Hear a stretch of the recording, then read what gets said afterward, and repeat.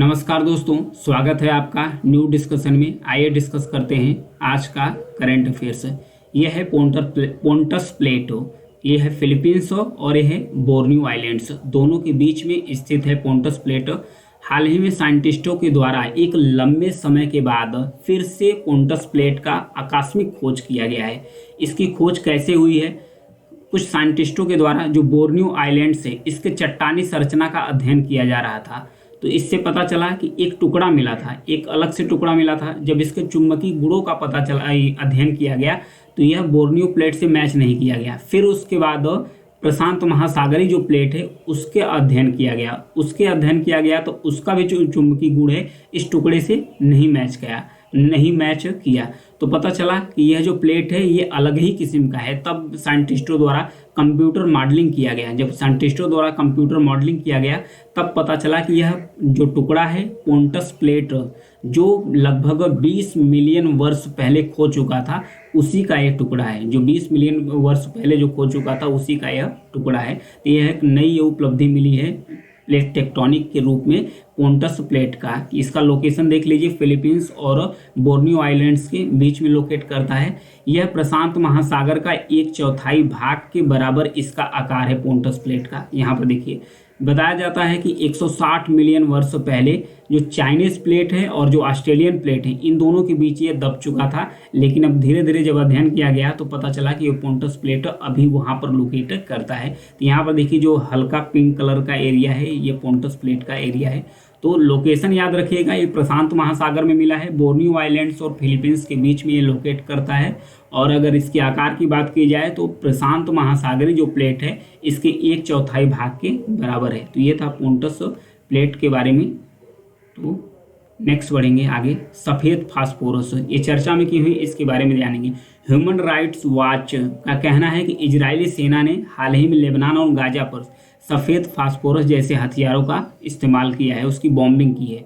यहाँ पर देखिए, ये है गाजा सिटी और इसके बाद लेबनान से यहाँ पर फास्फोरस की बॉम्बिंग की जा रही है इजरायली सेना के द्वारा। ये ह्यूमन राइट वॉच का कहना है कि ऐसा किया जा रहा है। किसके द्वारा? इजराइल के द्वारा किया जा रहा है। तो वाइट फास्फोरस के बारे में जानेंगे। जो सफ़ेद फास्फोरस होता है, सबसे पहले तो इसे किसी तोप के द्वारा, गोले के रूप में, रॉकेट के द्वारा, ग्रेनेड के माध्यम से कहीं किसी भी टारगेट को के तरफ पहुंचाया जा सकता है इसे आसानी से। यह एक रंगहीन सफ़ेद या पीला होता है। लहसुन जैसी गंध आती है, इसमें लहसुन जैसी गंध आती है। इसका युद्ध में इस्तेमाल करने के लिए प्रतिबंध तो नहीं लगाया गया, किसी भी अंतर्राष्ट्रीय सम्मेलनों द्वारा इस पर प्रतिबंध नहीं लगाया गया है कि मतलब सफ़ेद फास्फोरस को प्रतिबंधित किया जाए। इसका उद्देश्य यही है, फायर करने के लिए, यानी कि आग लगाने के लिए वर्गीकृत भी नहीं किया गया है कि यह फायर करने के उद्देश्य से किया जाएगा। हालांकि जो बहुउद्देशीय युद्ध सामग्री इसे माना जाता है, क्योंकि कुछ पारंपरिक हथियारों में 1980 के कन्वेंशन का जो प्रोटोकॉल है, प्रोटोकॉल का जो 3rd रूल्स है, नागरिक रूल्स है, उस पर बताया गया है कि चाहे ज्वलनशील पदार्थ हो, चाहे आग लगाने वाला पदार्थ हो, किसी भी मानव आबादी पर इसका इस्तेमाल नहीं किया जा सकता है। लेकिन इसका उल्टा तर्क जो इस्तेमाल करने वाले देश हैं कैसे देते हैं? इसका उल्टा तर्क वो इसलिए देते हैं कि कहते हैं कि हम इसका इस्तेमाल कर रहे हैं सिर्फ जो टारगेट है उसको प्रकाशित करने के लिए, क्योंकि इसमें से रोशनी भी निकलती है। प्रकाशित करने के लिए, टारगेट को हिट करने, मतलब प्रकाशित करने के लिए इसका इस्तेमाल करते हैं। इसका इस्तेमाल हम बॉम्बिंग के रूप में नहीं करते हैं। हालांकि 2008 और 9 में इजराइल द्वारा इसका इस्तेमाल किया गया था। तो इस पर जो प्रतिबंध लगाए गए थे उसका सामना अभी भी कर रहा था, लेकिन फिर भी इजराइल के द्वारा इसका इस्तेमाल किया गया है। यहाँ पर देखिए, गाजा सिटी पर और लेबनान पर। यह 800 डिग्री सेल्सियस तापमान से अधिक तापमान तक जलने की क्षमता रखता है। यह धातु को पिघला सकता है। इतने टेम्परेचर इसके अंतर्गत होता है कि यह किसी धातु को आसानी से पिघला सकता है। और इसमें से जो आग निकलती है बहुत तेज़ी से फैलती है और काफ़ी बल्क मात्रा में, काफ़ी ज़्यादा ही मात्रा में ये धुआं भी निकलता है। इससे काफ़ी ज़्यादा मात्रा में धुआं निकलता है। ये हड्डियों के अंदर भी प्रवेश कर जाती है। ध्यान रखिएगा, जो वाइट फास्फोरस होता है, यानी जो सफ़ेद फास्फोरस होता है, हड्डियों के अंदर भी इंटर कर जाता है और इंटर करने के अंदर जलन पैदा कर देता है। इसके साथ साथ जो मनुष्य की जो किडनी होती है, और जो लीवर होता है, किडनी होती है, और जो हार्ट होता है, इन तीनों को भी, तीनों अंगों को एकदम शिथिल कर देता है, तीनों अंग को यह शिथिल करता है। इतना ही खतरनाक है व्हाइट फास्फोरस। इसका जब बॉम्बिंग के रूप में इस्तेमाल किया जाता है तो ये सबसे पहले क्या करता है, जो आई बर्न्स होता है, इसको मतलब कि जो विजन होता है, देखने की जो क्षमता होती है वो खत्म कर देता है आँख की। और उसके बाद जो रेस्पिरेटरी डिस्ट्रेस है उसको भी प्रभावित करता है, जो श्वसन की प्रक्रिया है उसे बाधित करता है, और प्लस उसके बाद जो स्किन है, स्किन को जला देता है। इतना ही खतरनाक होता है व्हाइट फास्फोरस, जिसका इस्तेमाल हाल ही में किया गया है लेबनान और गाजा सिटी पर। किसके द्वारा किया गया है? इजराइल के द्वारा किया गया है। ये जो ह्यूमन राइट वॉच है, जर्मनी में है, वो इस पर प्रकाश डाला है, तो इसको भी याद रखिएगा। नेक्स्ट बढ़ेंगे, साइकी मिशन है, ये नासा का साइकी मिशन है। यहाँ पर देखिए, एक एस्टेरॉयड्स की खोज करने के लिए नासा ने इसे लॉन्च किया गया है। ये अपने 6 साल के मिशन के लिए जा रहा है, 6 ईयर की मिशन पर ये अपनी यात्रा के लिए तैयार हो चुका है, चल दिया है। ये है एस्टेरॉयड्स यानी क्षुद्र ग्रह। पहला है क्षुद्र ग्रह है जो धातु समृद्ध है, ध्यान रखिएगा। अन्य तो बहुत सारे क्षुद्र ग्रह हैं जो बर्फ और धूल के कणों से बने होते हैं, लेकिन यह चट्टान से बना हुआ है। किससे बना हुआ है? धातुओं से बना है, ध्यान रखिएगा। धातुओं से बना हुआ क्षुद्र ग्रह है। यह मंगल ग्रह और बृहस्पति ग्रह, मंगल और बृहस्पति ग्रह के बीच में लोकेट करता है, और उसके बाद सूर्य का परिक्रमा करता रहता है। सूर्य का परिक्रमा करता है कौन? ये जो एस्टेरॉयड्स है, जिसका अध्ययन करने के लिए नासा के द्वारा, नासा अमेरिका की एक स्पेस एजेंसी है, उसके द्वारा साइकी मिशन लॉन्च किया गया है। इसका अध्ययन करेगी। तो इसके अध्ययन से पता क्या चलेगा? इसके अध्ययन से यह पता चलेगा कि क्योंकि यह धातु समृद्ध चट्टान है, क्षुद्र ग्रह है, चट्टान और क्षुद्र ग्रह है, तो इससे यह पता चलेगा पृथ्वी सहित जो भी स्थलीय ग्रह हैं, जो धातुओं से निर्मित है, चट्टानी संरचना है, उसके अंदर जो आंतरिक संरचना है, उसके अंदर जो भी छिपा हुआ रहस्य है, उसके बारे में जानकारी इकट्ठा हो पाएगी। तो ध्यान रखिएगा, साइकी मिशन क्षुद्र ग्रह के लिए लॉन्च किया गया है। किसके द्वारा लॉन्च किया गया है? अमेरिका के द्वारा लॉन्च किया गया है। यह धातु समृद्ध क्षुद्र ग्रह है। कहाँ पर लोकेट करता है? मंगल और बृहस्पति के बीच में स्थित है, और सूर्य का चारों तरफ चक्कर लगा रहा है। नेक्स्ट बढ़ेंगे, एक टोट्स की नई प्रजाति की खोज की गई है। कहाँ खोज की गई है? भारत के मिजोरम की एक डम्फा टाइगर रिजर्व है, ध्यान रखिएगा। एक क्वेश्चन तो यही बन जाएगा, डम्फा टाइगर रिजर्व कहाँ लोकेट यानी कहाँ स्थित है? मिजोरम में स्थित है। एक टोट की नई प्रजाति की खोज की गई है साइंटिस्टों के द्वारा, जिसका नाम रखा गया है बुफोइट्स भूपति, ध्यान रखिएगा। इसका नाम क्या रखा गया है? बुफोइट्स भूपति। यह भारत के जो पूर्वोत्तर राज्य है, भारत का जो पूर्वोत्तर नॉर्थ ईस्ट राज्य है, उसकी जो जीनस प्रजाति है, जीनस की तीसरी प्रजाति है। जीनस की अभी तक 2 प्रजातियों की खोज हो चुकी है, तीसरी प्रजाति है। 2 प्रजातियां, जो पिछली 2 प्रजातियां हैं, बुफोइट्स मेघालयनस और बुफोइट्स कैंपी, 2 नाम था उसका, मेघालयनस और बुफोइट्स कैंपिस। ये तीनों प्रजातियां मेघालय के अंतर्गत पाई जाती है। ये 2 प्रजातियां मेघालय के अंतर्गत पाई जाती है। ये तीसरी प्रजाति है नॉर्थ ईस्ट की, जो मिजोरम में पाई गई है डम्फा टाइगर रिजर्व में।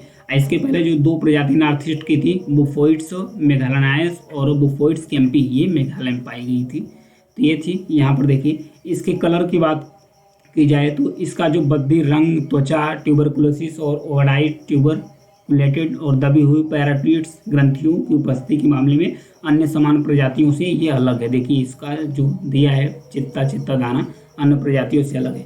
नई प्रजाति वर्तमान में केवल डम्फा टाइगर रिजर्व में ही मौजूद है, ध्यान रखिएगा। ये इसकी जो नई प्रजाति खोजी गई है, सिर्फ डम्फा टाइगर रिजर्व में ही घोषित किया गया है। International Union for Conservation of Natures के द्वारा इसे गंभीर रूप से लुप्तप्राय के रूप में मूल्यांकन इसका किया गया है। इसका नाम एक भूपति नाम के साइंटिस्ट हैं, जो सरीसृप यानी कि जो सरीसृपों का अध्ययन करते थे, उन्हीं के नाम पर रखा गया है, भूपति नाम के साइंटिस्ट।